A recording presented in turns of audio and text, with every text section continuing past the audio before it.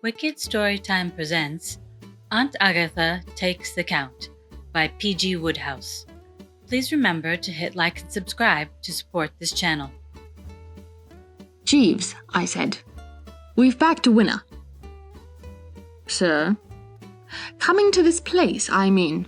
Here we are in a topping hotel with fine weather, good cooking, golf, bathing, gambling of every variety, and my Aunt Agatha miles away on the other side of the English Channel. I ask you, what could be sweeter? I had to leg it, if you remember, with considerable speed from London, because my Aunt Agatha was on my track with a hatchet as the result of the breaking off of my engagement to Honoria Glossop. The thing hadn't been my fault, but I couldn't have convinced Aunt Agatha of that if I'd argued for a week. So it had seemed to me that the judicious course to pursue was to buzz briskly off while the buzzing was good. I was standing now at the window of the extremely decent suite which I had taken at the Hotel Splendide at Roville on the French coast, and as I looked down at the people popping to and fro in the sunshine, and reflected that in about a quarter of an hour I was due to lunch with a girl who was the exact opposite of Honoria Glossop in every way, I felt dashed uplifted, gay, genial, happy-go-lucky, and devil-may-care, if you know what I mean. I had met this girl, Aileen Hemingway, her name was, for the first time on the train coming from Paris. She was going to Roville to wait there for a brother who was due to arrive from England.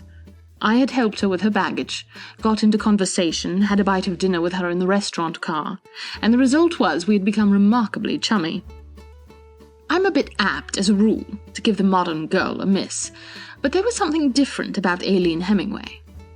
I turned round, humming a blithe melody, and Jeeves shied like a startled mustang.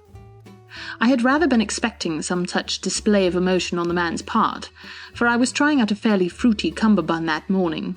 One of those silk contrivances, you know, which you tie round your waist, something on the order of a sash, only more substantial. I had seen it in a shop the day before, and hadn't been able to resist it, but I had known all along that there might be trouble with Jeeves. It was a pretty brightish scarlet. "I beg your pardon, sir," he said in a sort of hushed voice. "You are surely not proposing to appear in public in that thing?"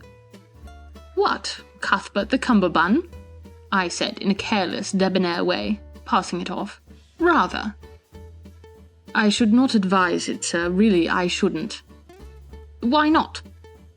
"The effect, sir, is loud in the extreme." I tackled the blighter squarely. "I mean to say, nobody knows better than I do that Jeeves is a mastermind and all that, but dash it, a fellow must call his soul his own. You can't be a serf to your valet." "You know, the trouble with you, Jeeves," I said, "is that you're what's the word I want? Too bally insular. You can't realize that you aren't in Piccadilly all the time. In a place like this, simply dripping with the gaiety and joie de vivre of France, a bit of colour and a touch of the poetic is expected of you.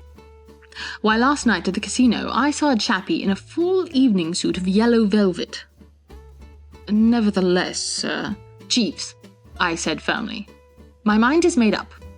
I'm in a foreign country, it's a corking day, God's in his heaven and all's right with the world, and this cummerbund seems to me to be called for." "Very good, sir," said Jeeves, coldly.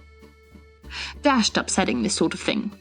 If there's one thing that gives me the pip, it's unpleasantness in the home, and I could see that relations were going to be pretty fairly strained for a while.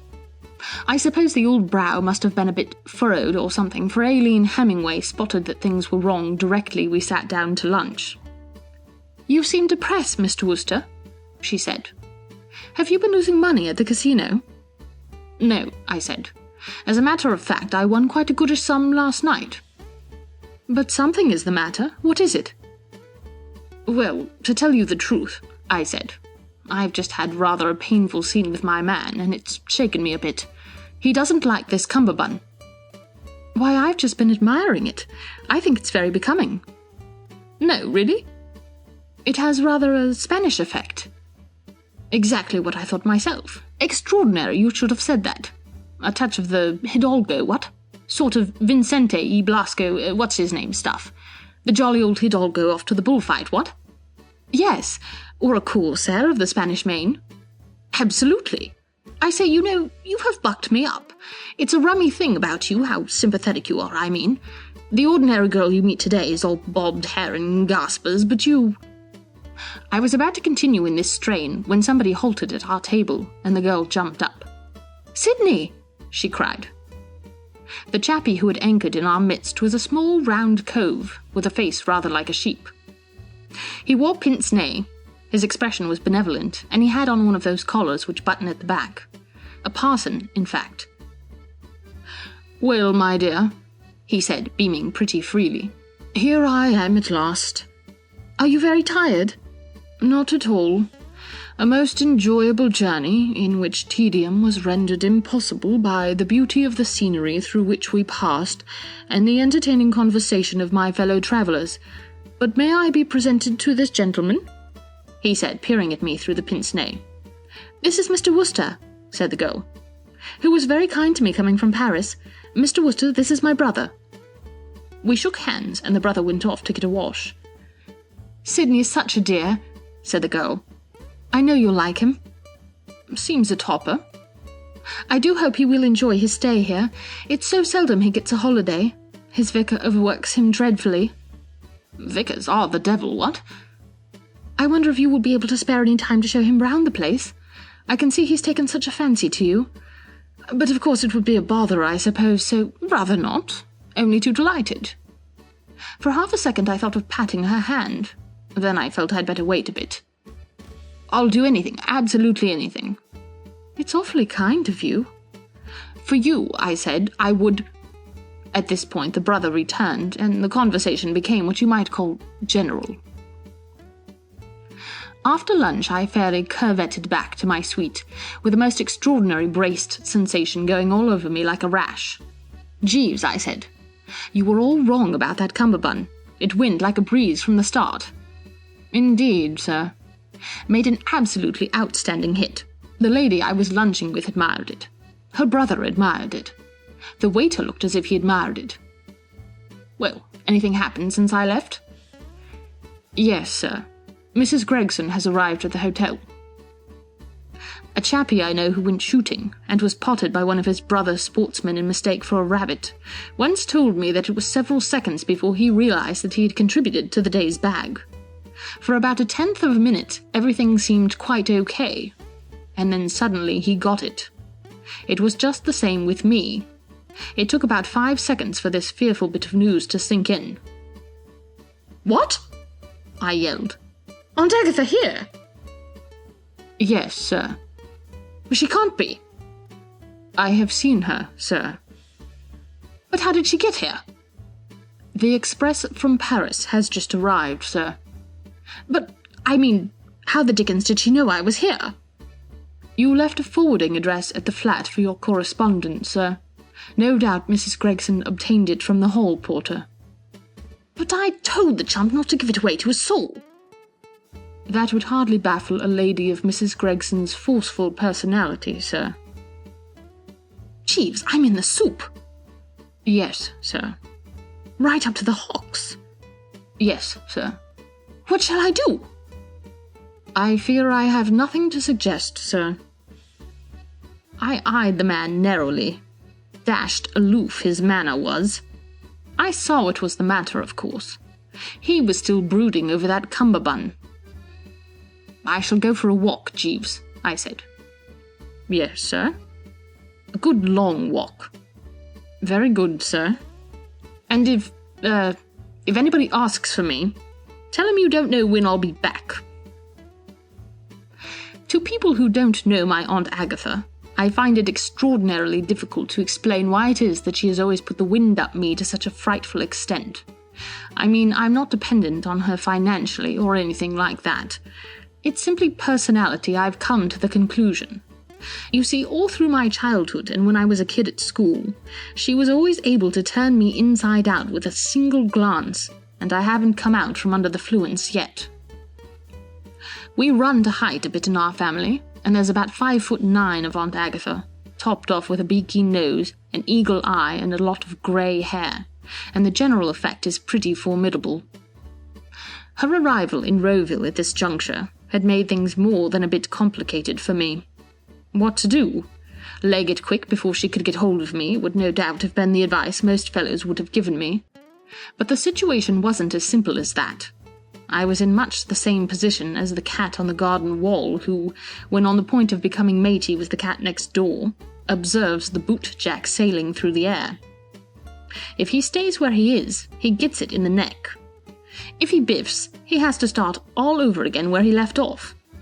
I didn't like the prospect of being collared by Aunt Agatha, but on the other hand I simply barred the notion of leaving Rowville by the night train and parting from Aileen Hemingway.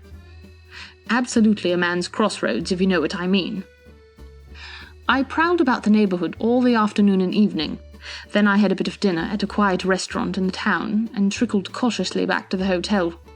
Jeeves was popping about in the suite. "There is a note for you, sir," he said, "on the mantelpiece." The blighter's manner was still so cold and unchummy that I bit the bullet and had a dash at being airy.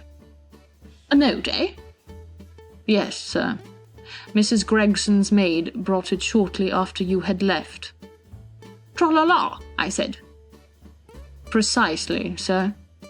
I opened the note. "She wants me to look in on her after dinner sometime." "Yes, sir." "Jeeves," I said, "mix me a stiffish brandy and soda." "Yes, sir." "Stiffish, Jeeves. Not too much soda, but splash the brandy about a bit." "Very good, sir."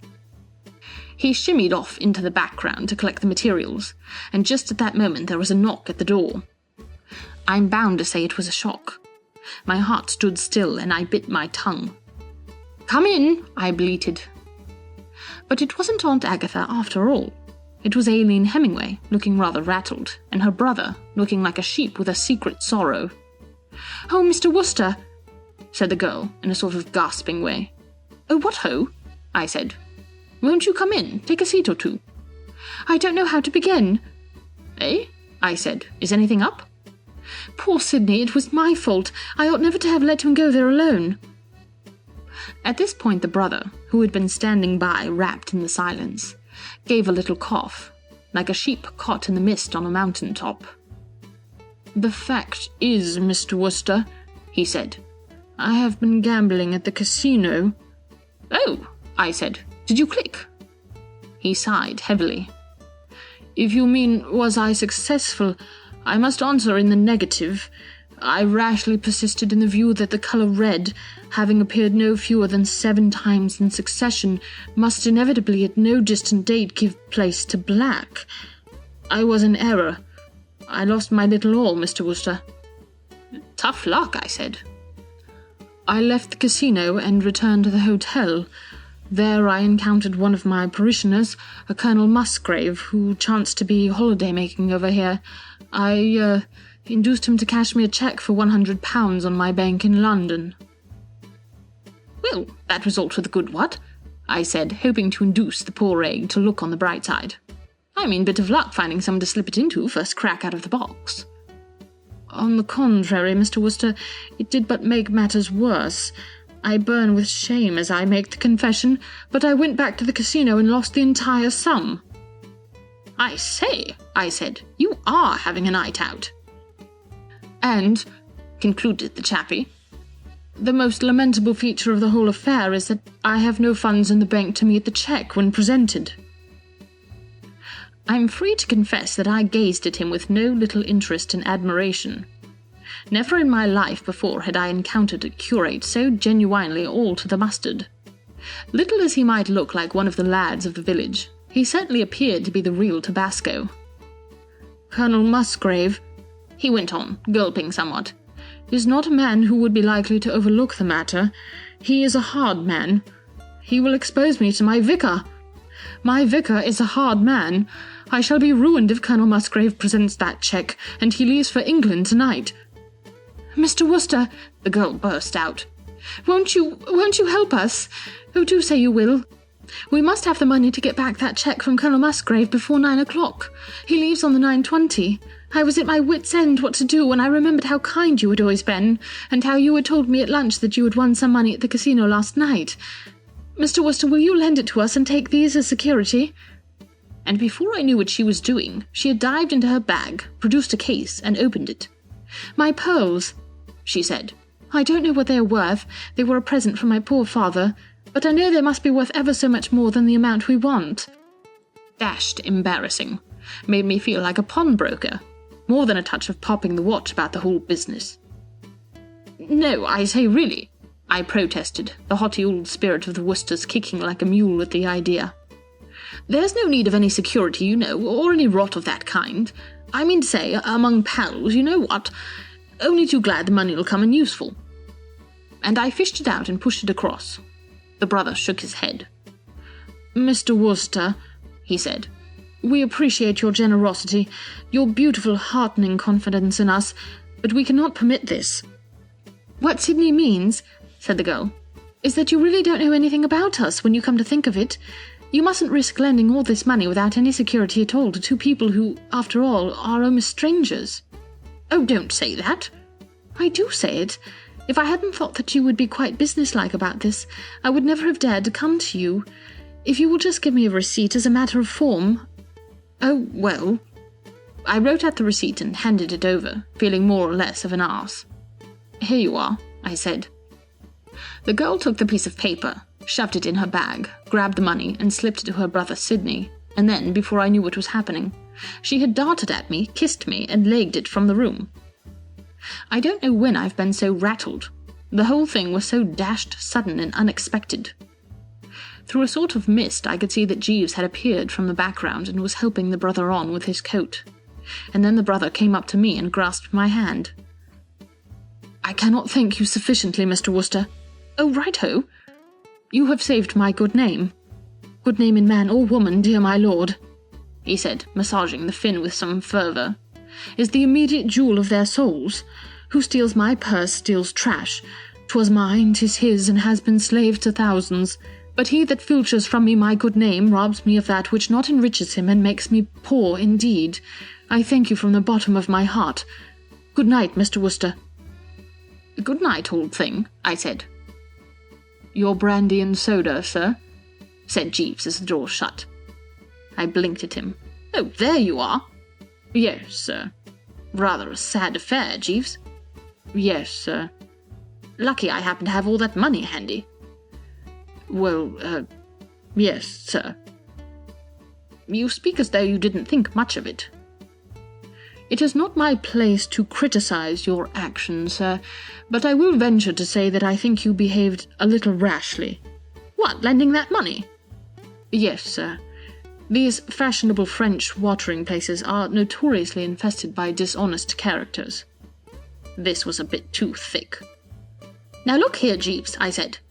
"I can stand a lot, but when it comes to your casting whatever the word is, on the sweetest girl in the world and a bird in holy orders—" "Perhaps I am over-suspicious, sir, but I have seen a great deal of these resorts. When I was in the employment of Lord Frederick Ranelagh, shortly before I entered your service, his lordship was very neatly swindled by a criminal known, I believe, by the sobriquet of Soapy Sid, who scraped acquaintance with us in Monte Carlo with the assistance of a female accomplice. I have never forgotten the circumstance." "I don't want to butt in on your reminiscences, Jeeves," I said coldly. "But you're talking through your hat. How can there have been anything fishy about this business? They've left me the pearls, haven't they? Very well then, think before you speak. You had better be tooling down to the desk now, and having these things shoved in the hotel safe." I picked up the case and opened it. Oh, great Scott! The bally thing was empty! "Oh, my lord," I said, staring. "Don't tell me there's been dirty work at the crossroads after all." "Precisely, sir. It was in exactly the same manner that Lord Frederick was swindled on the occasion to which I have alluded. While his female accomplice was gratefully embracing his lordship, Soapy Sid substituted a duplicate case for the one containing the pearls and went off with the jewels, the money, and the receipt. On the strength of the receipt, he subsequently demanded from his lordship the return of the pearls, and his lordship, not being able to produce them, was obliged to pay a heavy sum in compensation. It is a simple but effective ruse." I felt as if the bottom had dropped out of things with a jerk. "I mean to say, Aileen Hemingway, you know. What I mean is, if love hadn't actually awakened in my heart, there's no doubt it was having a jolly good stab at it, and the thing was only a question of days. And all the time, well, I mean, dash it, you know. Soapy Sid. Sidney! Brother Sidney!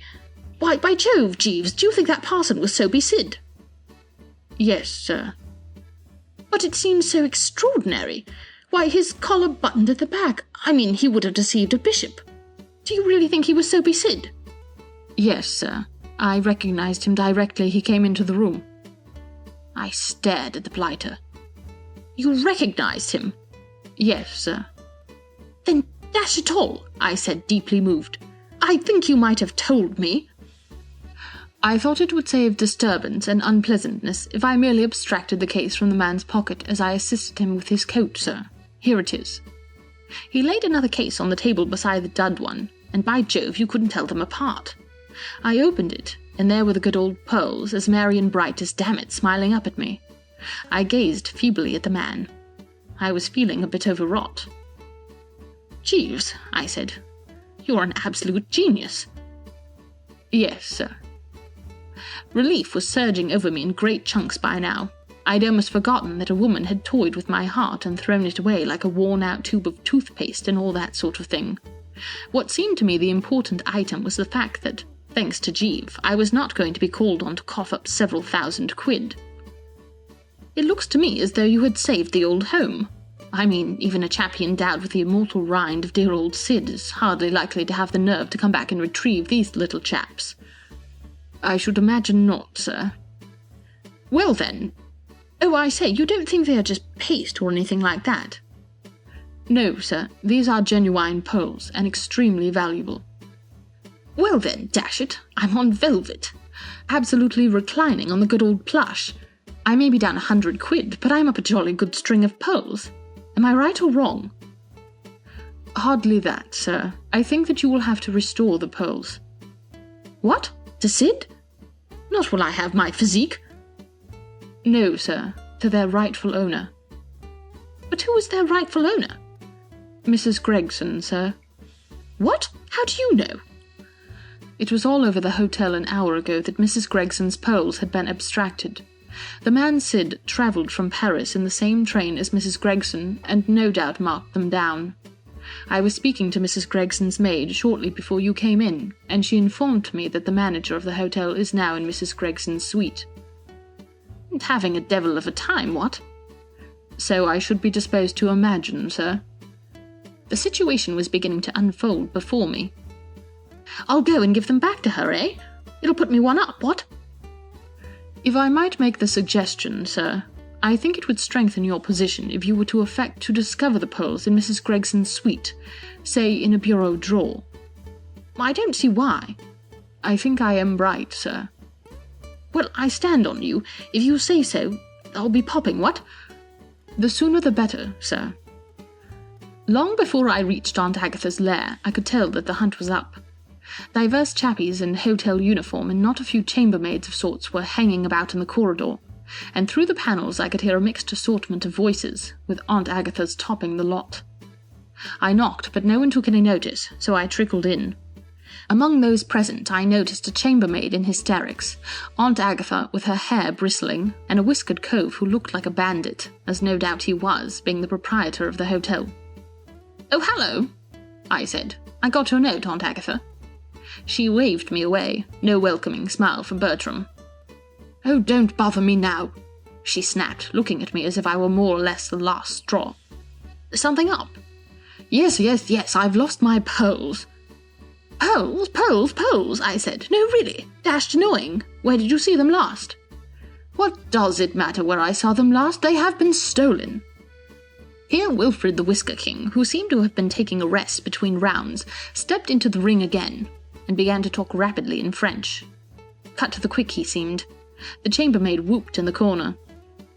"Sure you've looked everywhere?" I asked. "Of course I've looked everywhere." "Well, you know, I've often lost a collar stud, and do try not to be so maddening, Bertie. I have enough to bear without your imbecilities. Oh, be quiet, be quiet!"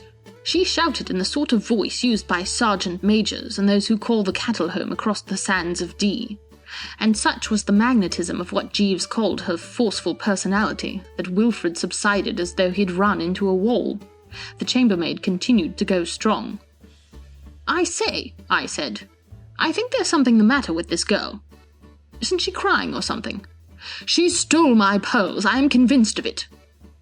This started the whisker specialist off again, and I left them at it and wandered off on a tour round the room. I slipped the pearls out of the case and decanted them into a drawer. By the time I'd done this and had leisure to observe the free-for-all once more, Aunt Agatha had reached the frozen Grand Dame stage and was putting the last of the bandits through it in the voice she usually reserves for snubbing waiters in restaurants. "I tell you, my good man, for the 100th time that I have searched thoroughly everywhere. Why you should imagine that I have overlooked so elementary—" "I say," I said, "don't want to interrupt you and all that sort of thing, but aren't these the little chaps?" I pulled them out of the drawer and held them up. "These look like pearls, what?" I don't know when I've had a more juicy moment. It was one of those occasions about which I shall prattle to my grandchildren, if I ever have any, which at the moment of going to press seems more or less of 100 to 1 shot. Aunt Agatha simply deflated before my eyes. It reminded me of when I once saw some chappies letting the gas out of a balloon. Where, she gurgled. "In this drawer. They'd slid under some paper." "Oh," said Aunt Agatha, and there was a bit of a silence. I dug out my entire stock of manly courage, breathed a short prayer, and let her have it right in the thorax. "I must say, Aunt Agatha, dash it," I said crisply, "I think you have been a little hasty, what? I mean to say, giving this poor man here so much anxiety and worry, and generally biting him in the gizzard. You've been very, very unjust to this poor man." "Yes, yes," chipped in the poor man. "And this unfortunate girl, what about her? Where does she get off? You've accused her of pinching the things on absolutely no evidence. I think she would be jolly well advised to bring an action for whatever it is, and soak you for substantial damages." Mais oui, c'est trop fort!" shouted the bandit chief, backing me up like a good un. And the chambermaid looked up inquiringly, as if the sun was breaking through the clouds. "I shall recompense her," said Aunt Agatha, feebly. "If you take my tip, you jolly well will, and that eftsoons or right speedily. She's got a cast-iron case, and if I were her, I wouldn't take a cent under 20 quid. But what gives me the pip most is the way you've abused this poor man here and tried to give his hotel a bad name." "Yes, madame, it's too bad," cried the whiskered marvel. "You careless old woman, you give my hotel bad names, what you are, wasn't it? Tomorrow you leave my hotel." And more to the same effect, all good ripe stuff. And presently, having said his say, he withdrew, taking the chambermaid with him, the latter with a crisp tenor clutched in a vice-like grip. I suppose she and the bandit split it outside. A French hotel manager wouldn't be likely to let real money wander away from him without counting himself in on the division. I turned to Aunt Agatha, whose demeanour was now rather like that of one who, picking daisies on the railway, has just got the down express in the small of the back. "There was something you wished to speak to me about?" I said. No. Go away. You said in your note, yes, never mind. Please go away, Bertie, I wish to be alone." "Oh, right-ho," I said. Righto. And back to the good old suite. 10 o'clock, a clear night, and all's well, Jeeves," I said, breezing in. "I am gratified to hear it, sir. If 20 quid would be any use to you, Jeeves—" "I'm much obliged, sir." There was a pause, and then, well, it was a wrench, but I did it. I unstripped the cummerbund and handed it over. "Do you wish me to press this, sir?" I gave the thing one last longing look. It had been very dear to me. "No," I said. "Take it away. Give it to the deserving poor. I shall never wear it again." "Thank you very much, sir," said Jeeves.